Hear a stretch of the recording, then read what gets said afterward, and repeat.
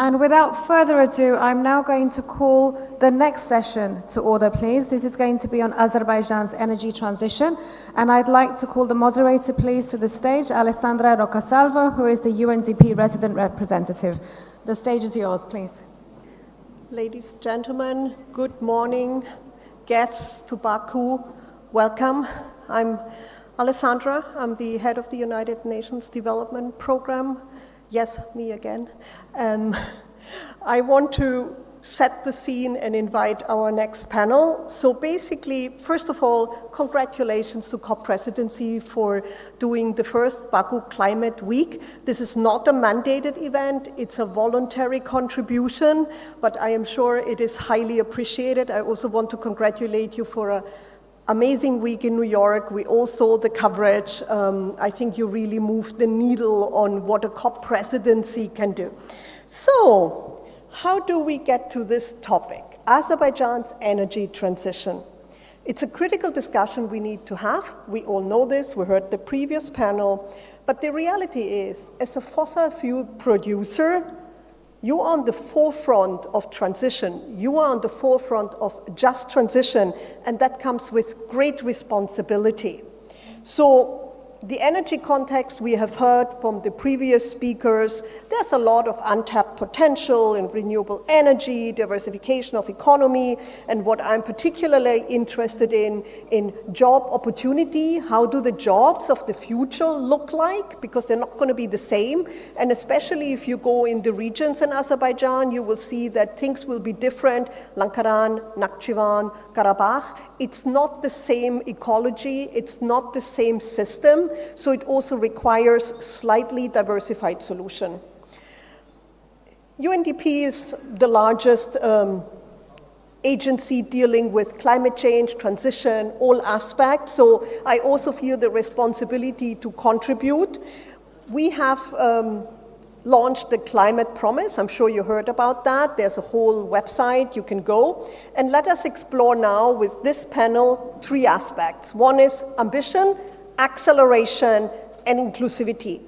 Ambition is, of course, the famous NDC we heard about, the 1.5 degree, going to net zero, nature positive pathways. Acceleration means access to finance and technical assistance. So what is the top notch that we're dealing with? And inclusivity is a whole of society approach, and nobody could say it better than the last speaker, Michael, on the panel about including everybody. And to be honest, the best conversations I've had on COP was with taxi drivers and people in my local store who asked me questions, and then I thought, this is really the test. Can I answer those things in simple terms? So without further ado, let me invite the 6 speakers. One is Elnur Milim, please, on the stage. Elnur Sultanov is, of course, the Chief Executive Officer of COP29. He's also Deputy Minister of Energy, and I hope he doesn't have any other jobs, because that seems quite a lot to me already. Elmir Musayev, General Director of SOCAR Green, please, on the stage. Patrick Herholt, Managing Director and Senior Partner of the Boston BCG, Boston Consulting Group. Alessandro Pesciani, who's Senior Vice President, Climate Technology Solutions of Baker Hughes. Maxim Zubov, Vice President, Siemens Energy. And last but not least, Abdullah Malek, Director, Energy Transition, COP28. And I was just about to say ladies and gentlemen, but it's just gentlemen. You can all sit down if you want. No? I have to stand? No. Okay. The last speaker has gone, so which means there's also a chair for me. Or shall I stand? No. Okay, I can sit down. And gentlemen, just one word. You have... Yeah, no, move one down. Move. Okay, so...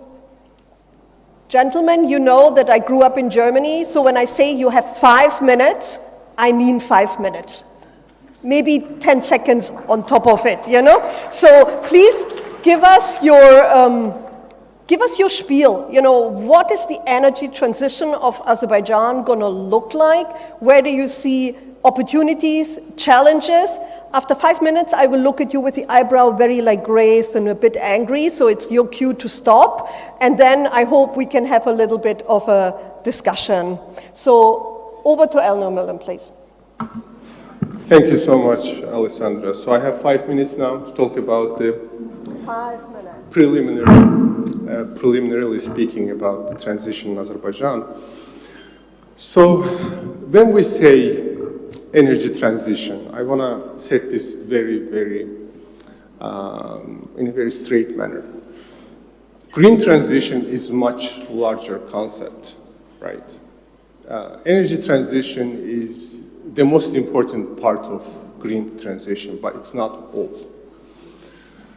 Overall in the world, usually the emissions, those greenhouse gas emissions we talk about, that is culpable for increasing the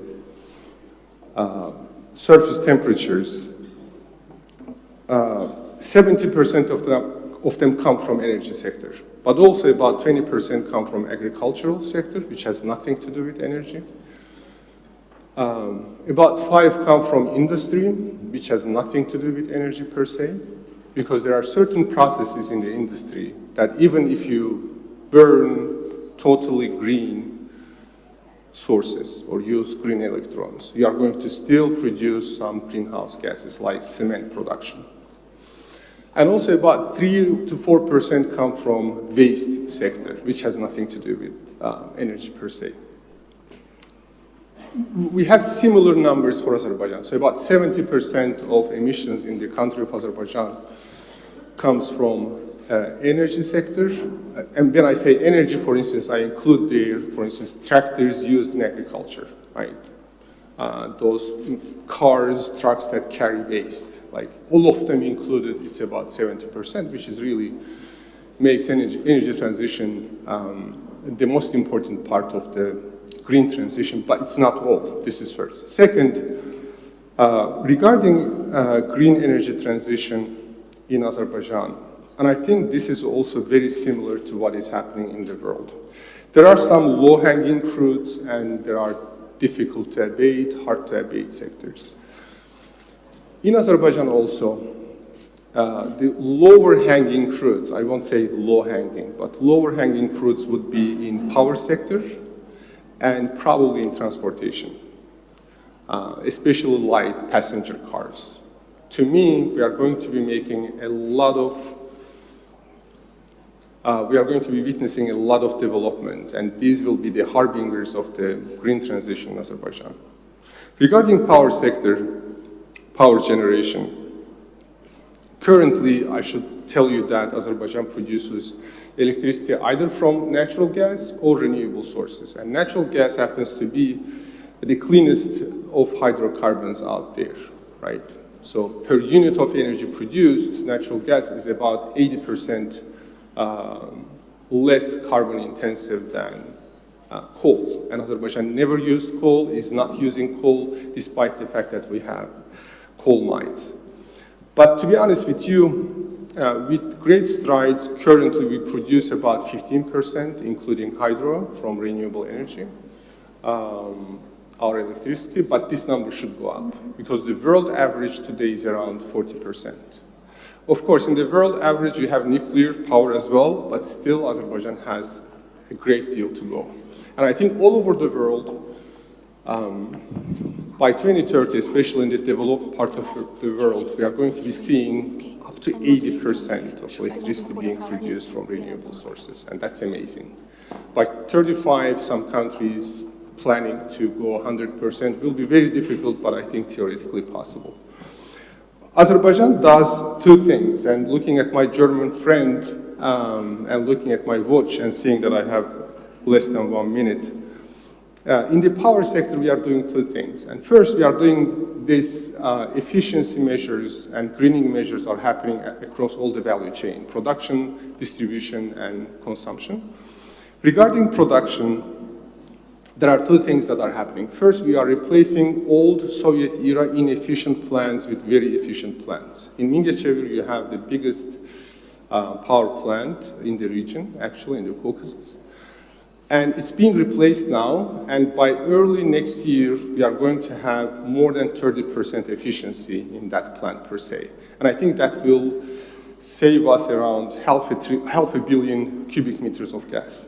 And second thing we are doing, I'm finalizing, is greening up, right? We are replacing, we are not building currently any gas-fired power plants. We are building renewable power plants, and many of them are the first and the biggest in the region, and we are intent to increase that number very considerably by the end of this decade.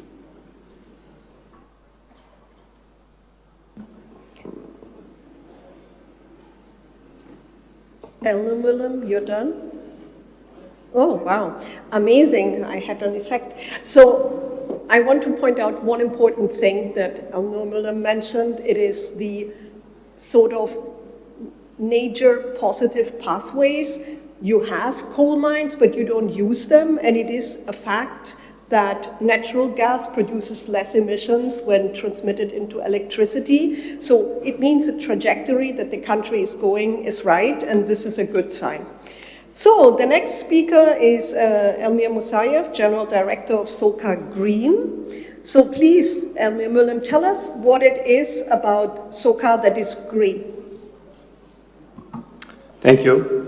So first of all, let me express my heartfelt gratitude for inviting me to this panel.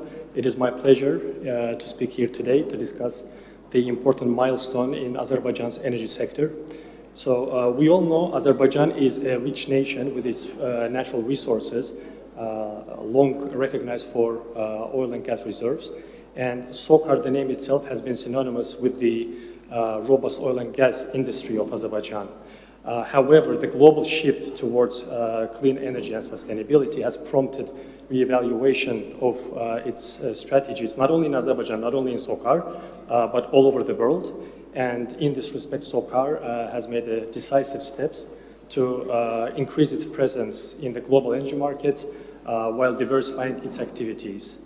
For those who followed or who were present in COP28 last year, SOCAR declared some decarbonization targets. At the center of its strategy is the ambitious goal of achieving net zero by 2050. That means significant reduction of GHG emissions, that means investments in renewable energy, and that means implementing innovative technologies. Within this context, it was at the end of 2023 when the Supervisory Board of SOCAR made a decision to establish a dedicated entity to forefront SOCAR's green initiatives, and it was in early 2024 when the company was formally established. Now, the company being a young company, we are quite ambitious, and I think we have achieved a lot of progress within the short period of time. I would like to name some of the projects that we are engaged in with some of our partners. So we have 3 projects with our partner from United Arab Emirates, Masdar, a total of which gives us a capacity of 1 gigawatt AC. It's 2 solar projects, 1 wind project. The project is under development. The project agreements were signed right before the Baku Energy Week this year on 3rd of June. And the shareholder agreement between the entities was signed immediately after that on 4th of June. We also have 1 project with BP, which is an interesting one. It is a virtual power transmission arrangement, which includes a solar PV, 240 megawatt AC solar PV in Jabrayil district of Azerbaijan. That will supply the electricity to Sangachal terminal, so it will be effectively decarbonizing the upstream facilities of SOCAR and BP and some other shareholders as well. The project is also under development, and we expect to sign the shareholders agreement as well as the project agreements sometime soon. We also have SOCAR also signed a cooperation agreement during Baku Energy Week in 2023 with China Energy, which includes development of renewable energy projects in Azerbaijan, as well as exchange of expertise and know-how between the entities. And we are also working with China Energy on some prospective renewable energy projects in Azerbaijan, in Fuzuli district of Azerbaijan. We also have a lot of other projects that are under research, under evaluation, under the feasibilities with different partners, including Apka Power, including with Masdar. We're also testing the potential of offshore wind, which, as you may know, Azerbaijan has a vast capacity of technical capacity, 157 gigawatts of offshore wind. So we are evaluating together with our partner with Masdar the feasibility of offshore wind production, as well as integrating that with the production of green hydrogen, green fertilizers, and other businesses. We also have small-scale but innovative decarbonization projects with companies from Europe, such as Total, such as German Uniper, and some other initiatives, obviously, in the pipeline. Lastly, I think I would like to add that Sokar Green's mandate is also to improve, to prompt partnerships with the global top players in this industry, to exchange expertise, to maximize the learning curve, so that we can further implement the renewable projects in Azerbaijan, and not only in Azerbaijan, but hopefully in the region, because as we speak, there are obviously significant projects in the region that the governments involved are initiating. So hopefully Sokar Green will also contribute a lot to these initiatives, to the regional decarbonization initiatives. Thank you.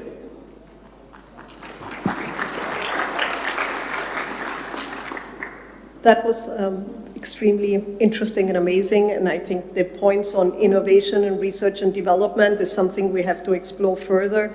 Partnerships and regional cooperation, because like the speaker said in the previous session and in the opening, this is everybody's problem, not just one country, and climate change and degradation of the environment doesn't know borders, as we know very well here in Azerbaijan. The next speaker is Patrick Herhold, Managing Director from the Boston Consulting Group. So tell us, what is the private sector thinking about energy transition in Azerbaijan? Over to you. Yeah, very happy, and thanks for having me. Look, I wanted to take those 5 minutes, as I understand, to share a little bit of the success factors. What does it take to successfully drive a green energy transition, and that mainly indeed from a private sector perspective, i.e. from a business perspective. And let me phrase those along 5 Ps, which I call the 5 P success factors for green energy transitions. The first one is clearly potential.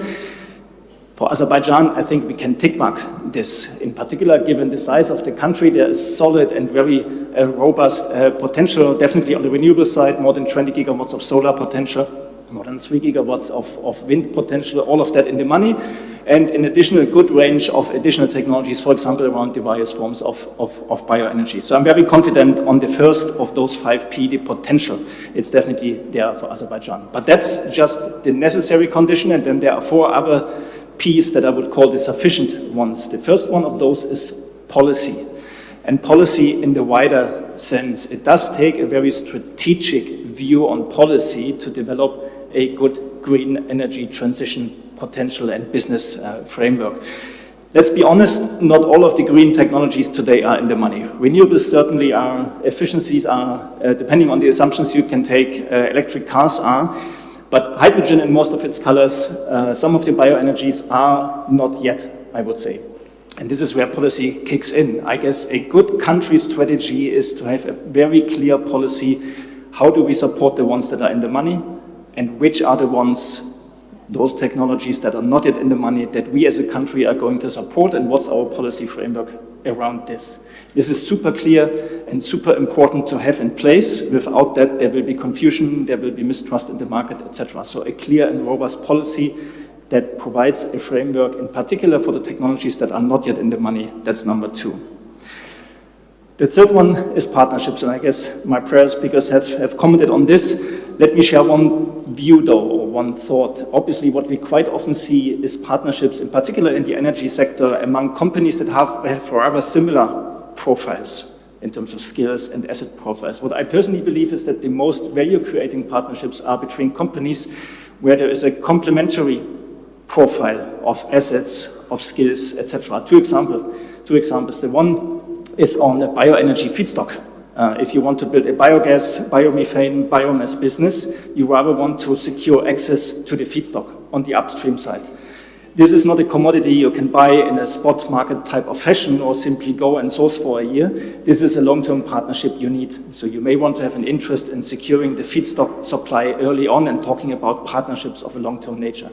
And the second example is the same value chain on the downstream side, securing long-term offtake for everything that is around green molecules, partially around green electricity, is key to securing the business case and hence to make the certain projects an investable one. So my push here is to go beyond partnerships of equals to partnership of complementary nature in that sector, and that can even be with countries and not just between companies. The third P, and you also mentioned that before, is people. People is actually very core to the transition, in particular to Azerbaijan, where there used to be a history on the fossil energy side, a very strong and very reliable track record.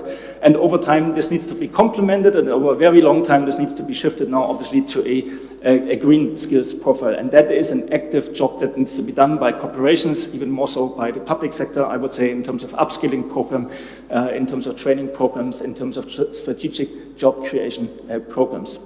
There's a second element I want to mention in the people dimension, and that is around what sometimes we as consultants call change management. Let's be frank that a green energy transition can also create questions, can create uncertainties that need to be answered and that rather need to be addressed proactively.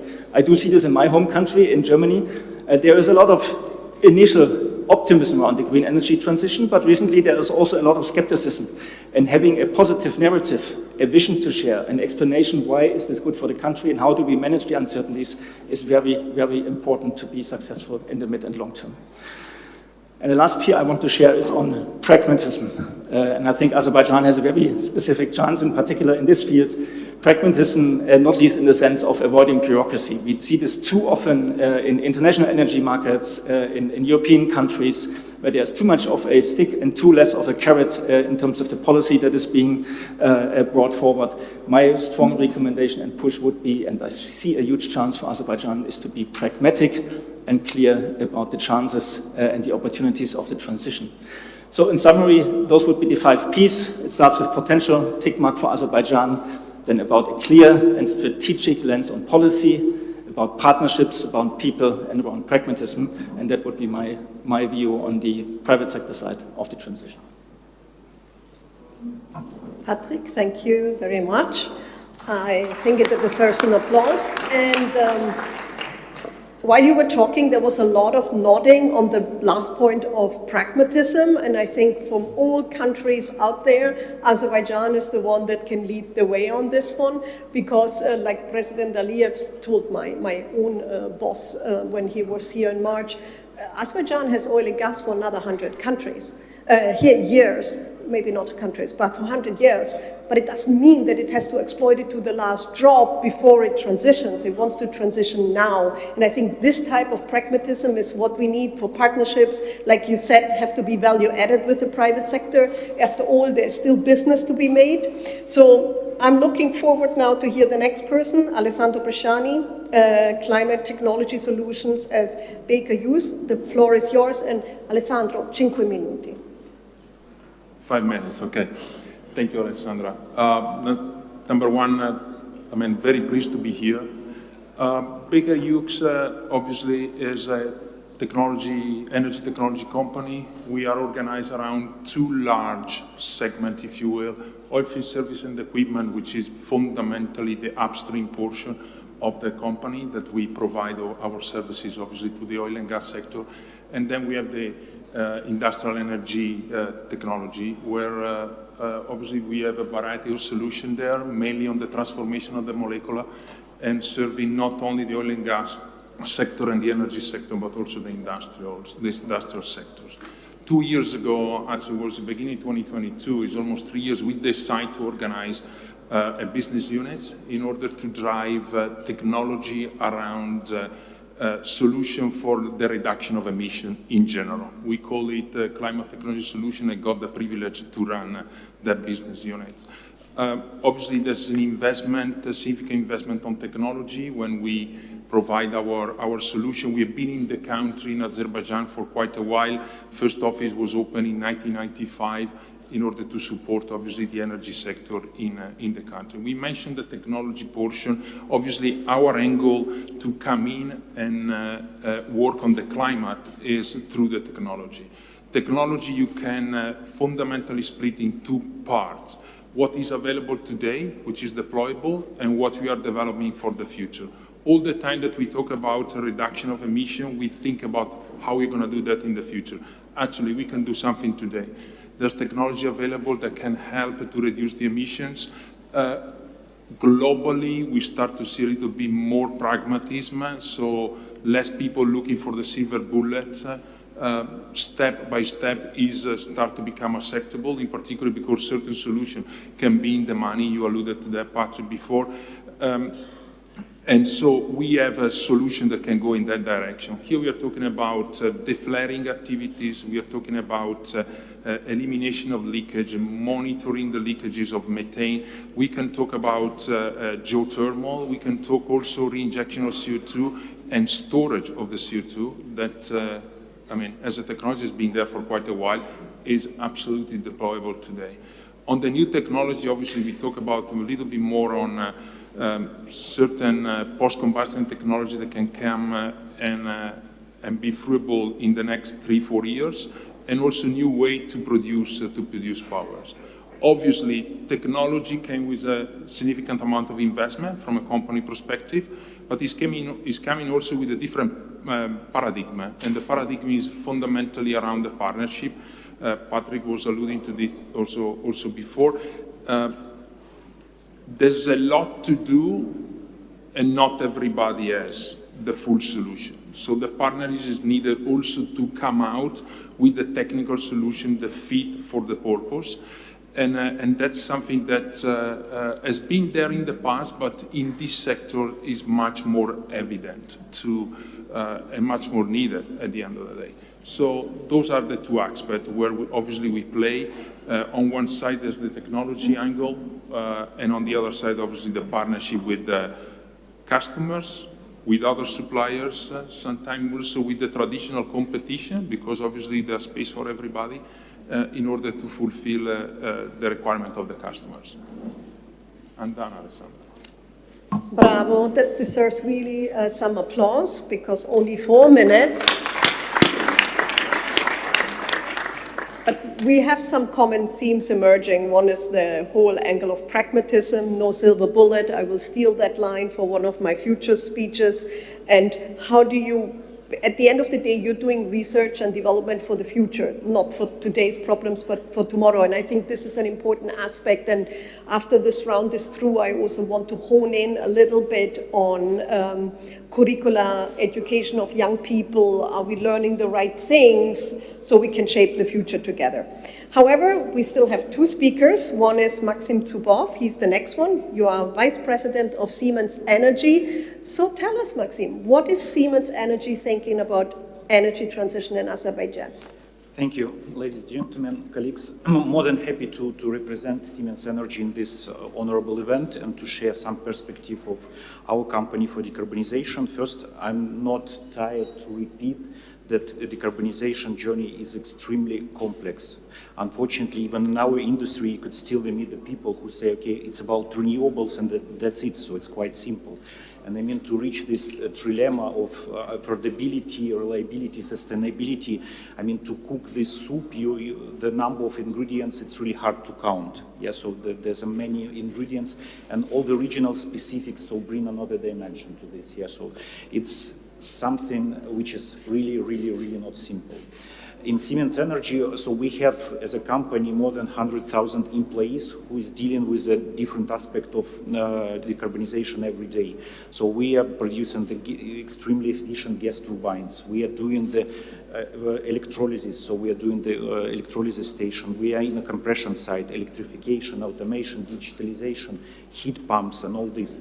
And still, we cannot do this alone. Yeah, so this is a trip and journey which is, as I'm happy to resonate with previous speakers, it's require partnership, and this is a totally different level of partnership. So I would say to reach decarbonization targets, so the previous kind of relation between the customer and supplier, so they will not help you to reach your decarbonization target. So it's much broader, and I would probably compare to some agility level that used to be only in IT industry maybe, and the level of co-creation which is required now, it's totally different. So it's, I mean, the decarbonization here requires to revise entire partnership schemes that we used to work with.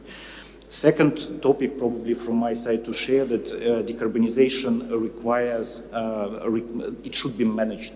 Yeah, so because we are talking a lot about the decarbonization, but it should be managed. And there's a lot of aspects to be synchronized. So the renewables implementation, grid development should be absolutely in sync. So the regulation and standards. So it's a lot of synchronization, and therefore the second message probably would be that decarbonization definitely need to be well managed. Yeah.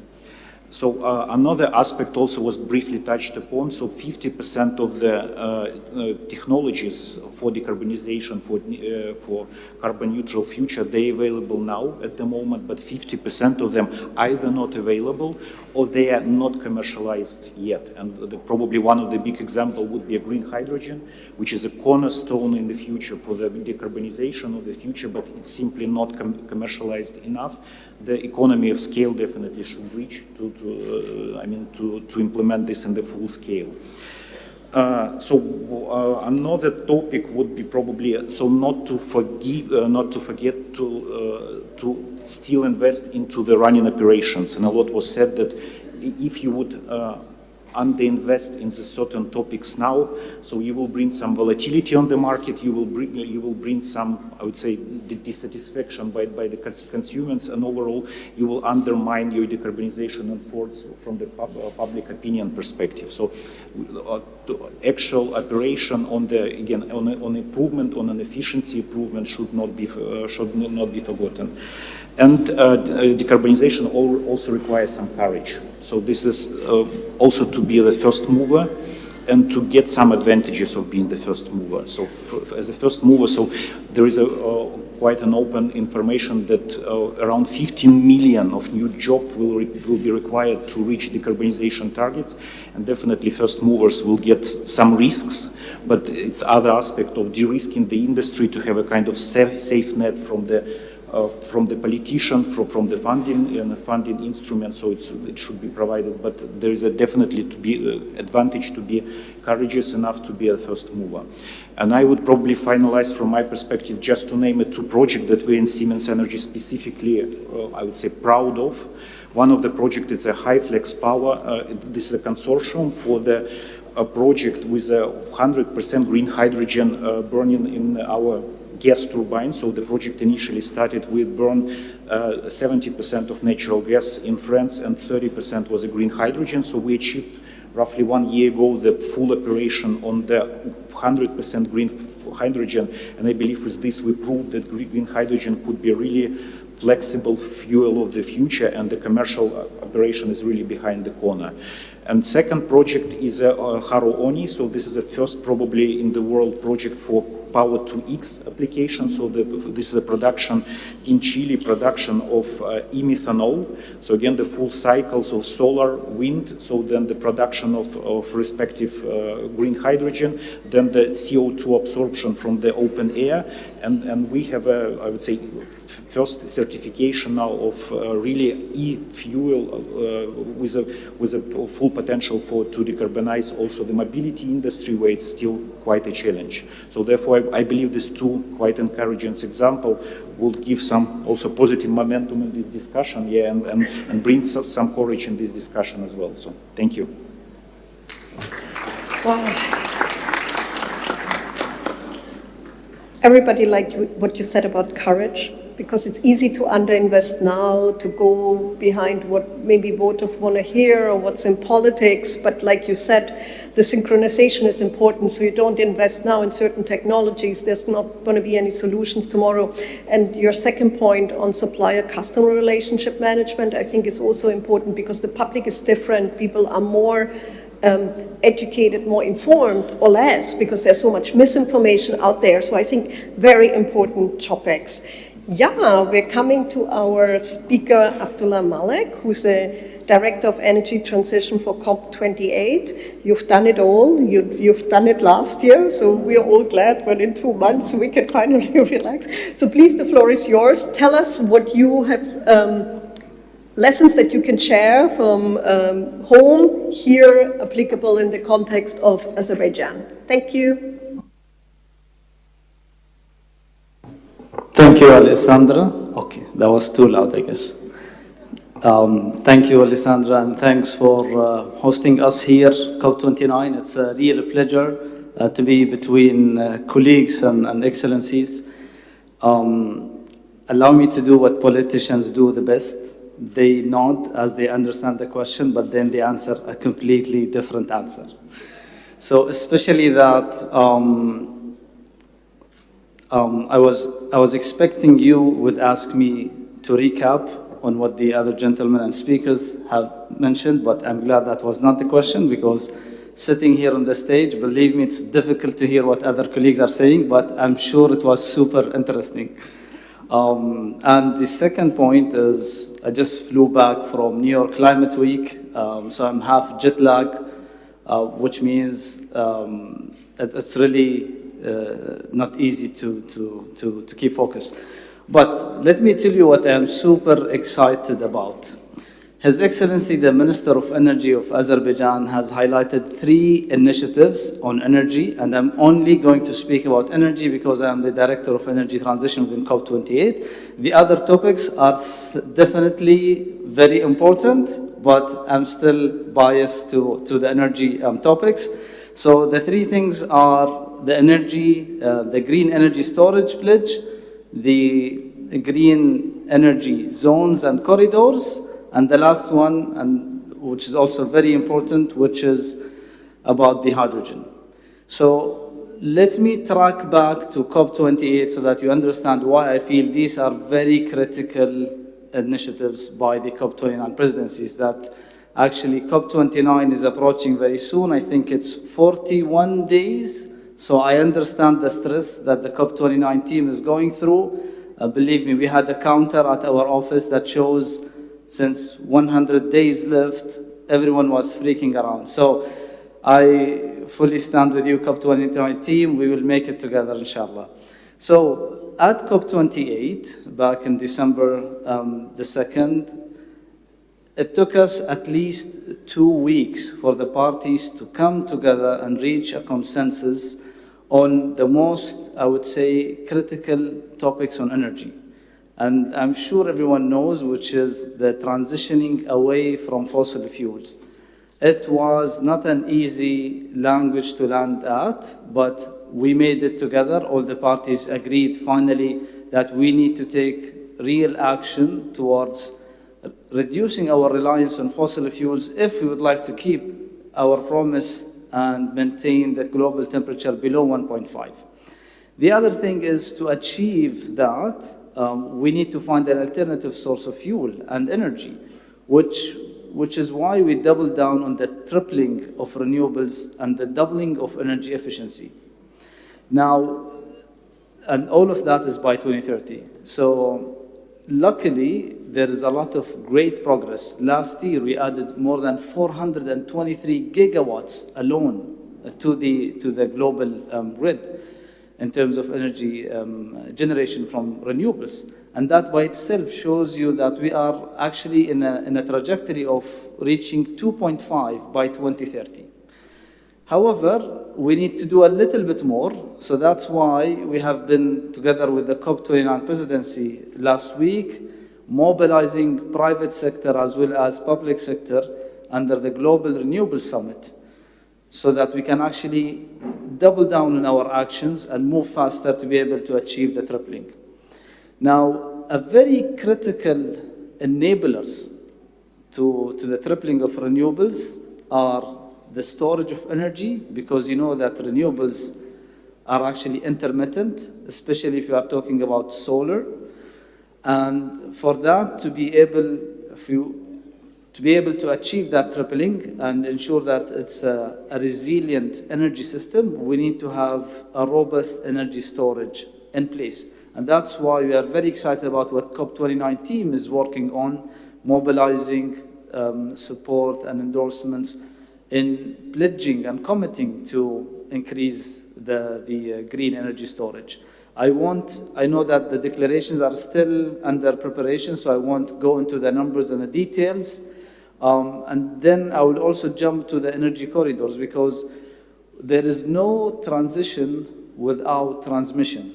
And that's where it's very important to understand that developing grids is a very critical and important subject that I'm excited in the energy storage, in the clean energy zones and the corridors will be a great enabler for accelerating our deployment of grids that will connect cross countries.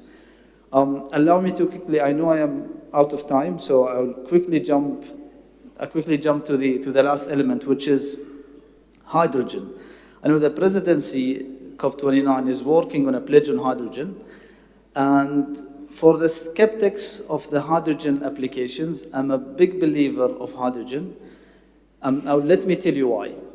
If we go back in time, I wasn't born at that time, but I understand that cars and automobiles running around the streets everywhere was not the norm. The norm was horses running around. So everyone, when you tell them that you will be using a car, the first question to their mind was, how would I pay for the car, and how I would even pay for the gasoline to run the car, right?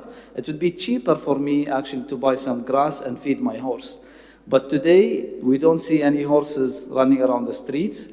So when the technology evolves, things become way cheaper and way reachable and accessible by every individual.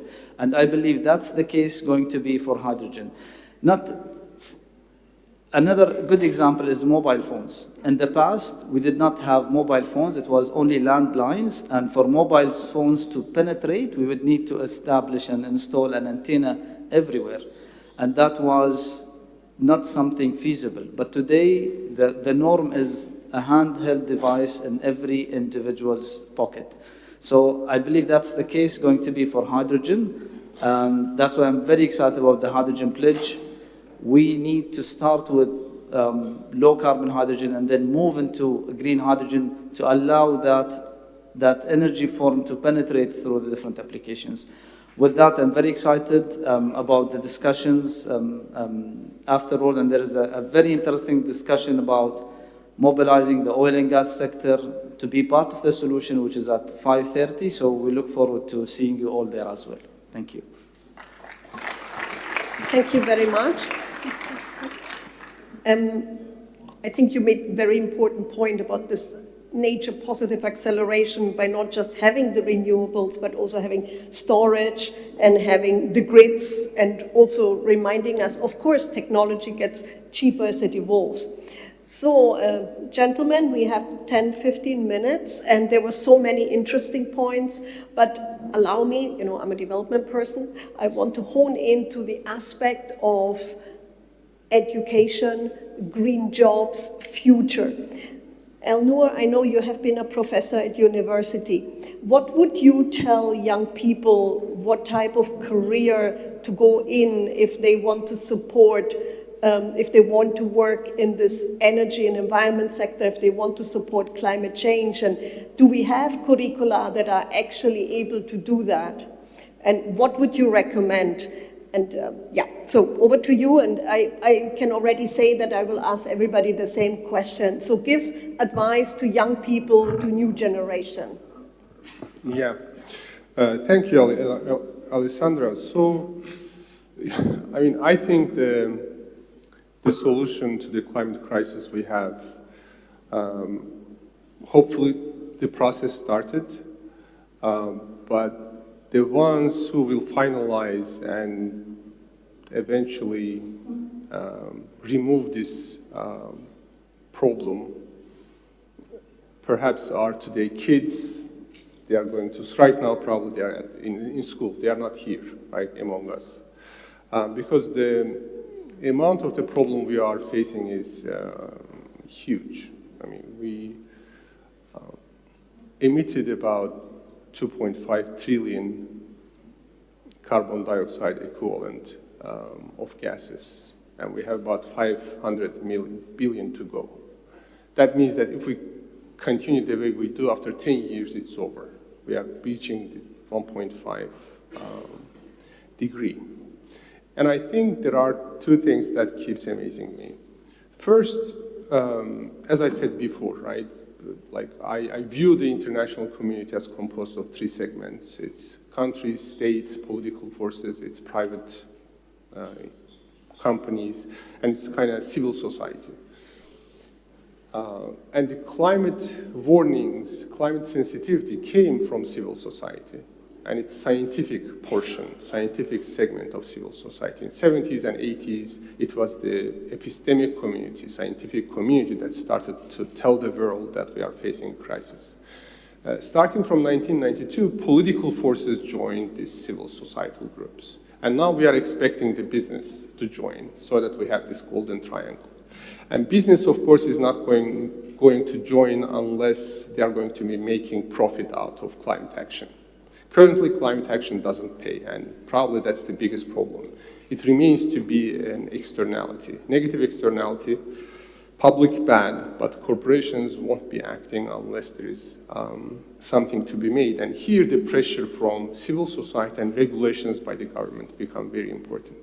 But at the same time, I'm sure that we have these private corporations representatives, both in the panel and the audience, but there is a sense of responsibility. There's this guilt. I personally feel that guilt when I drive a big car, when I drive a car instead of taking subway, when I accelerate my car more than what I needed, right, maybe for fun. I personally feel guilt.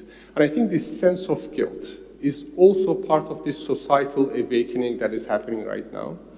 And for us, older people, well, I think it will make a difference. But kids their moral world is being constructed along those lines. And that's very, very important. So beyond what politics says and what politics regulates, beyond what corporations are going to be making as profit or no profit, this sense of responsibility, this global responsibility as citizens of the world is much stronger in the kids, in young population, right? And so Leila, I don't know Leila Hassanova, whether she's here or not, and she's doing a fantastic job. And I was very much moved when I saw that the bulk of our activities are focused on education, education, and education. So if we, Alessandra, this moral, again, identity formation that is happening, and which really makes me very optimistic about the new generation, if we synergize that with the correct education, and again, education is important because it started with science. It started with this, as I said, scientific community. They are in a very good position. And when scientists talk, actually, we keep silent, right? So that's really a great thing. When I have been to negotiation processes, different voices are coming. But when scientists talk, everybody keeps silent and listens to them, and all that rumor stops. So joining that moral responsibility with the correct education, I think, is the way to go. We are going to do our best. It won't be enough. But with that combination, I think we are going to be solving this problem. Thank you.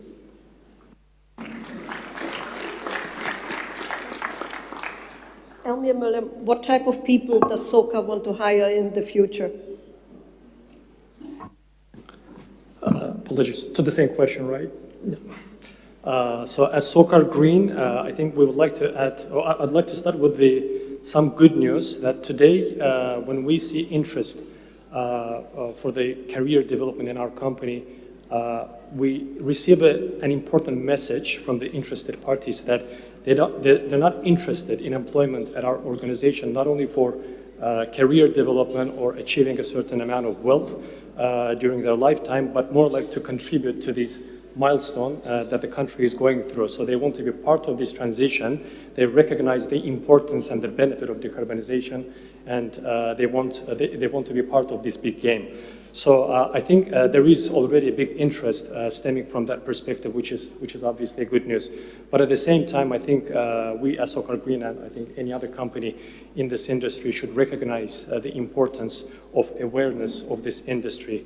We don't need just to learn and accumulate expertise at our company, but we need to share that knowledge with the population, with the younger generation, so that they understand the importance, as His Excellency Deputy Minister said, that they need to feel at some level the feeling of guilt that certain actions have consequences, and there is a lot that we can do to change the future of not only this country but the planet Earth, which is a homeland to all of us.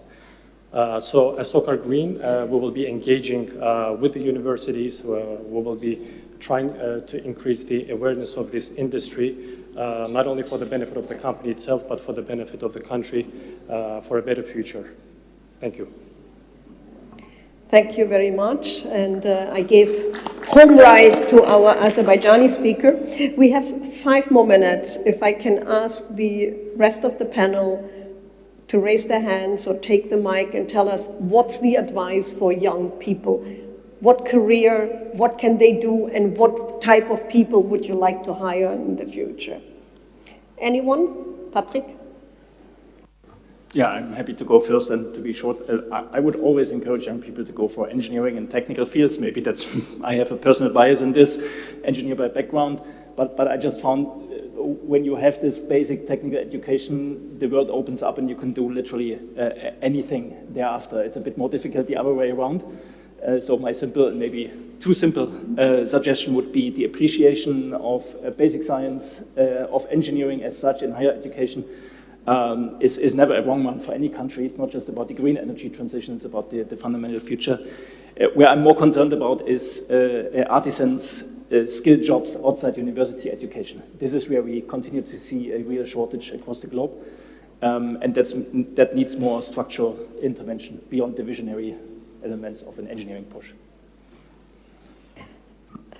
Alessandro, Maxi? Yeah, I want to comment on a few things here, obviously, because we have some common denominator. Obviously, we look for technical people predominantly, but not only. Not only. We have an organization that is 58,000 people globally, so we look for different profiles, of course. I do believe that working on climate and working on the energy transition, we have a phenomenal purpose in front of us that attracts really the young generation, if you will. The traditional energy went down a little bit in the attractiveness for the young people out of the university. We've been competing with the high-tech companies in order to have the best guys out of the schools. The reality that the climate can change fundamentally that equation, because the purpose is important, and obviously we are on a mission in order to make this planet better. And we're going to need the new generation. We're going to need a new generation because they're going to be the ones that are going to break through in the significant way. We just need to end off something that is manageable for them. Maxi? Yeah, maybe just also to complement from my side. First, so decarbonization is really linked to the sector coupling. And for me, it goes with a certain flexibility for individuals to actually to start career in one industry and shift to the other one. Yeah, so it's definitely about to have a broader picture overall, have a respective mindset, but being flexible. And probably second topic, for energy sphere used to be quite inertial, quite conservative.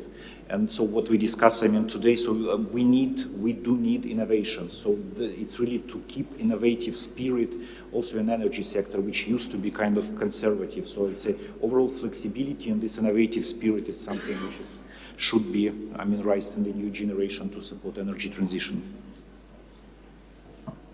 30 seconds for you. Absolutely. So I would say under the UAE consensus, all parties, 198, agreed that we need all technologies to be able to transition. That includes hydrogen, that includes nuclear, that includes carbon capture, storage, sequestration, that includes any technology that will take us into a future that is more sustainable, and this also includes sustainable fuels, SAF, and so on. So whatever you find your passion in any of these, this list, I think the transition is real. You'll be the driver of change. So be part of that change and drive it. Thank you. Wonderful. This deserves applause. Ladies and gentlemen, that's the end of our panel. I hope you found it interesting. I take away that we need more women in STEM jobs, right, than at university. Not me, I'm just economist. And a bit of shameless self-promotion. UNDP has an event with Ombudsperson this week, exactly on the topic of business and human rights, the right to work, the right to new skills. So if you're interested in that, come and find somebody from UNDP. They're all sitting at the table over there, and we can give you more information. Thank you to the organizers, and I hand over to you. Yes, fantastic. Thank you so much, Alessandra. That was masterful chairing and masterful timekeeping, I have to say, by every single speaker. Thank you so much for that. So we are now back on time. So we have now, I think, earned a break. It is now lunchtime. So ladies and gentlemen, please join me in thanking every single person on the panel.